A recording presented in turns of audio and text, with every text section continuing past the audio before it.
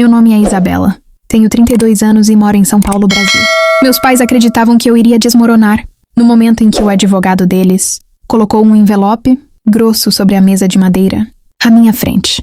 Depois de 2 anos completos sem qualquer contato, aquele era o primeiro sinal de que eles ainda sabiam que eu existia. O advogado cruzou as mãos e me observou em silêncio, como se esperasse que eu implorasse por uma segunda chance ou começasse a chorar. Em vez disso, olhei para o envelope, sorri discretamente e perguntei: "O senhor tem certeza de que eles querem que eu abra isso aqui?" Ele apenas confirmou com a cabeça. Naquele instante, eu soube que meus pais tinham acabado de cometer o maior erro da vida deles. As pessoas costumam acreditar que um filho só corta contato com os pais quando é ingrato. A verdade é muito diferente. Às vezes, afastar-se da própria família é a única forma de sobreviver. Durante toda a minha vida, meu irmão mais novo, Rafael, foi tratado como o filho perfeito.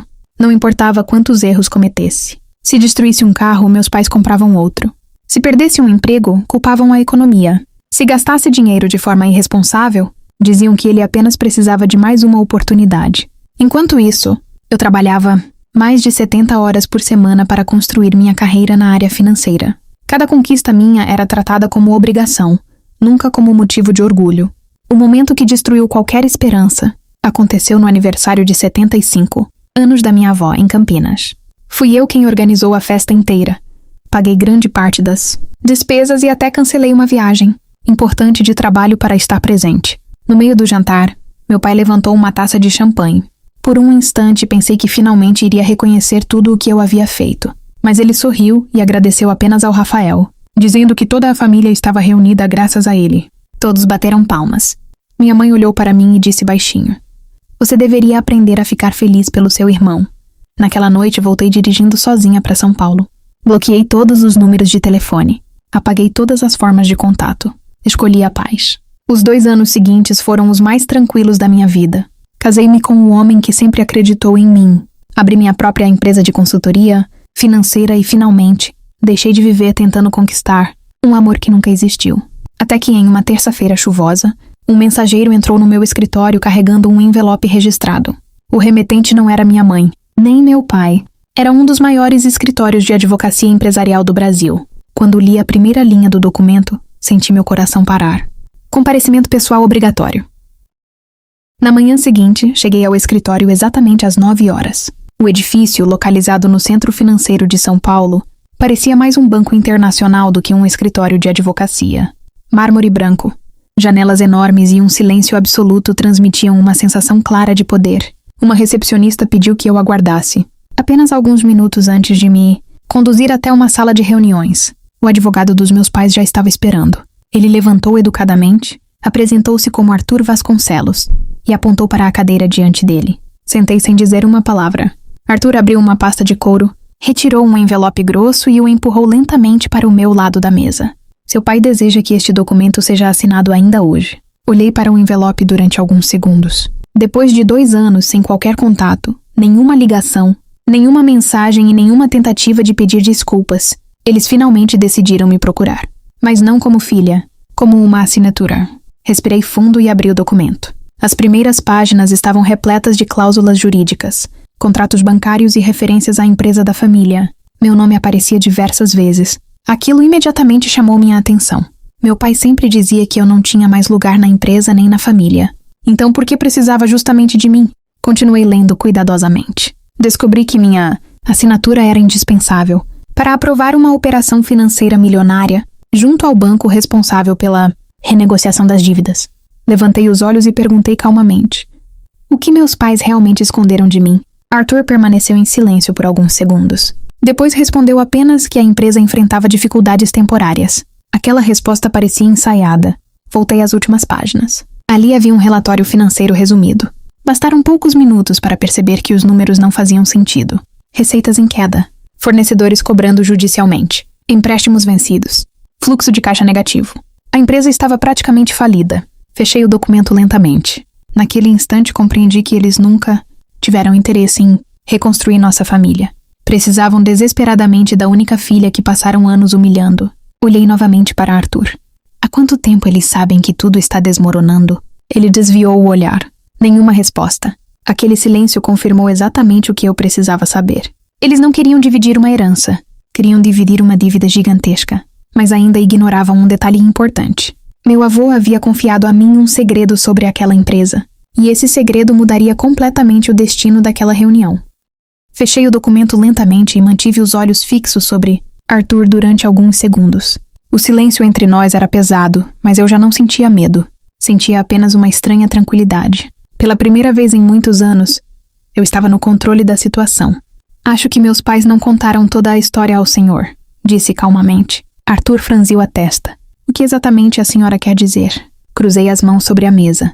Eles disseram que eu precisava assinar para salvar a empresa, mas esqueceram de mencionar por que somente eu posso fazer isso. O advogado permaneceu em silêncio. Continuei. Meu avô nunca confiou completamente na forma como meu pai administrava os negócios. Alguns meses antes de falecer, ele me mostrou os documentos originais da empresa. Na época eu não entendia a importância daquilo. Arthur me observava com atenção. Existe uma cláusula registrada no estatuto original que concede a qualquer acionista minoritário o direito de solicitar uma auditoria financeira independente caso existam indícios de má administração ou uso irregular do patrimônio da empresa. O rosto dele perdeu a cor. Naquele instante percebi que ele não conhecia aquela cláusula. Abri novamente o contrato e coloquei o dedo sobre uma das páginas. Ao enviar este documento para mim, meus pais reconheceram oficialmente minha participação societária. Eles acabaram de devolver todos os meus direitos legais. Arthur pegou o contrato rapidamente. Começou a folhear página por página. Quanto mais lia, mais preocupado parecia. Finalmente levantou os olhos. Se isso for verdade, interrompi antes que terminasse. Não é uma opinião, é a lei. Respirei fundo. Durante os 2 anos em que fiquei longe da minha família, não desperdicei minha vida chorando pelo passado. Continuei trabalhando na área financeira. Estudei direito societário e acompanhei cada mudança registrada publicamente na empresa. Eu sabia exatamente o tamanho do desastre. Rafael havia assumido um cargo executivo sem qualquer experiência. Gastou milhões em investimentos fracassados. Contratou amigos sem qualificação. Assinou empréstimos impossíveis de pagar. E meus pais esconderam tudo dos bancos. Agora eles precisavam que eu assinasse para ganhar tempo. Mas havia um problema. Se eu recusasse e solicitasse uma auditoria independente, todas aquelas irregularidades poderiam ser descobertas. Olhei diretamente para Arthur. Diga aos meus pais que eu não vou assinar absolutamente nada. Ele permaneceu imóvel. Então acrescentei uma última frase. E se eles insistirem em me usar mais uma vez, eu mesma darei início à auditoria que poderá destruir tudo o que eles passaram a vida inteira tentando proteger. Arthur permaneceu completamente imóvel. Pela primeira vez desde que entrei naquele escritório, a expressão segura que ele mantinha desapareceu.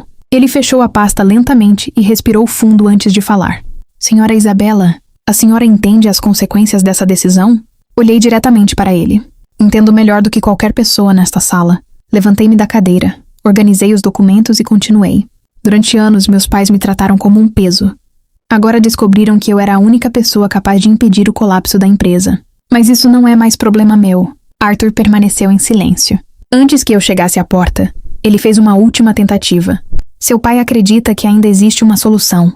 Se a senhora aceitar conversar pessoalmente com ele. Balancei a cabeça. 2 anos atrás eu queria uma conversa. Hoje, eles querem uma assinatura. São coisas completamente diferentes. Saí do escritório sem olhar para trás. Naquela mesma noite, meu telefone tocou pela primeira vez em 2 anos. Era um número desconhecido. Não atendi. 5 minutos depois, outra ligação. Depois outra. Na manhã seguinte, havia mais de 20 chamadas perdidas e várias mensagens de voz. Nenhuma dizia desculpa. Nenhuma perguntava como eu estava. Todas falavam apenas da empresa.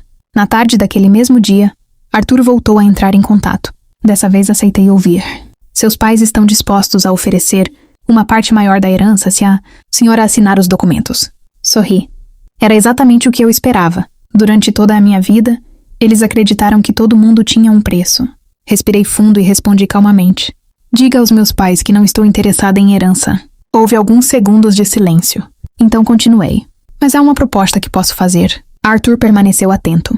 Eles têm 48 horas para retirar todas as mentiras que espalharam sobre mim, publicar uma retratação oficial para toda a família e reconhecer, por escrito, que nunca tive qualquer problema mental. Depois disso, renunciarão definitivamente a qualquer contato comigo. Arthur anotava cada palavra. E se recusarem, olhei pela janela do meu escritório antes de responder. Então, na manhã seguinte, Meu advogado protocolará o pedido oficial de auditoria independente. Do outro lado da linha, o silêncio foi absoluto. Eu sabia exatamente o que aquela auditoria encontraria. Desvio de recursos, fraudes contábeis, contratos irregulares, empréstimos ocultos. Não seria apenas o fim da empresa. Seria o fim da reputação que meus pais passaram décadas tentando construir. E pela primeira vez em toda a minha vida, eles finalmente entenderiam o verdadeiro significado da palavra consequência. 48 horas se passaram. Nenhuma retratação, nenhum pedido de desculpas, nenhuma tentativa de assumir a responsabilidade por tudo o que fizeram comigo. Na manhã do terceiro dia, entreguei uma pasta ao meu advogado. Pode protocolar o pedido de auditoria independente. Ele apenas confirmou com a cabeça. Naquele momento não havia mais volta. 2 dias depois, a auditoria foi oficialmente aprovada. Como acionista minoritária registrada desde a fundação da empresa, eu tinha esse direito garantido pelo estatuto criado pelo meu avô. Meus pais nunca imaginaram que aquele mesmo documento enviado para me obrigar a assinar devolveria todos os meus direitos legais. Foi o maior erro que já cometeram.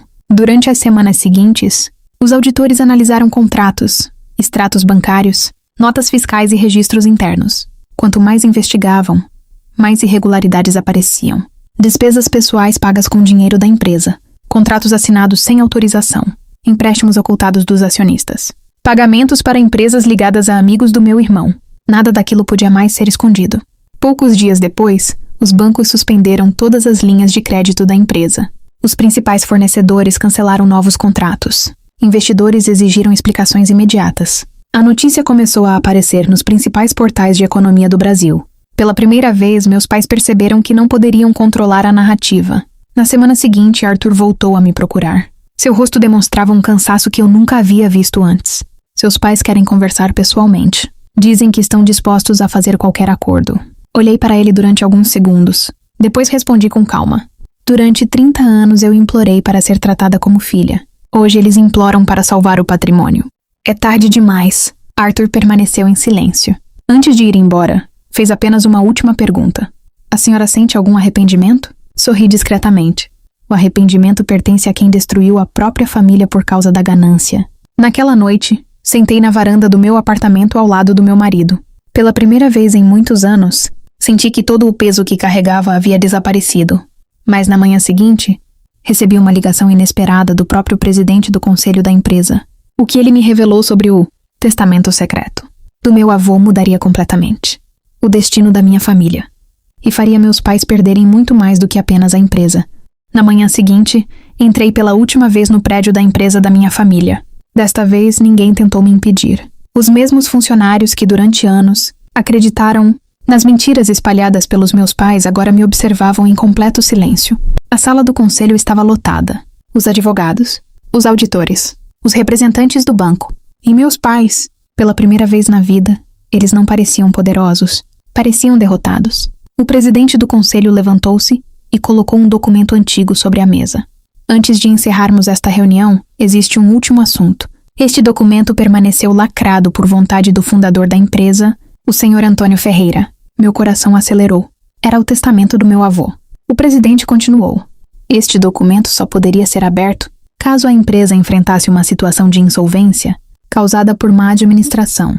A sala inteira ficou em silêncio. Ele retirou a última página e começou a ler. Meu avô havia escrito que conhecia perfeitamente o caráter de cada membro da família. Por isso criou uma cláusula especial. Se fosse comprovado que qualquer diretor utilizasse a empresa para benefício próprio ou colocasse seu patrimônio em risco por negligência, perderia automaticamente qualquer direito ao controle da companhia. Na mesma cláusula, ele nomeava a única pessoa autorizada a assumir todas as decisões futuras. Meu nome. Ninguém respirava. Meu pai abaixou a cabeça. Minha mãe começou a chorar. Rafael permaneceu imóvel, incapaz de dizer uma única palavra. Durante anos eles repetiram que eu nunca seria importante. Mas foi exatamente o homem que eles ignoraram, meu avô, quem garantiu que a verdade fosse revelada no momento certo. Olhei para todos naquela sala. Depois fechei lentamente o documento. Não quero esta empresa. Todos ficaram surpresos. Continuei. Passei anos tentando conquistar uma família. Hoje entendo que paz vale muito mais do que qualquer patrimônio. Assinei apenas um único documento. Não para assumir a empresa, mas para vender oficialmente toda a minha participação e encerrar qualquer vínculo com minha família para sempre. Algumas semanas depois, Meu marido e eu abrimos nossa própria empresa de consultoria financeira em São Paulo. Sem herança, sem ajuda, sem o sobrenome da minha família. Apenas com honestidade e trabalho. Meses depois, soube que a antiga empresa foi vendida para quitar as dívidas. Rafael respondeu judicialmente por sua gestão, e meus pais desapareceram completamente da vida pública. Nunca mais tentaram entrar em contato comigo. No fim, descobri que a maior vingança nunca foi destruir quem me machucou. Foi provar que eu nunca precisei deles para construir a vida que eles diziam que eu jamais teria. E sempre que alguém me pergunta se valeu a pena cortar contato, minha resposta continua sendo a mesma. Foi a decisão mais difícil da minha vida. E também a melhor.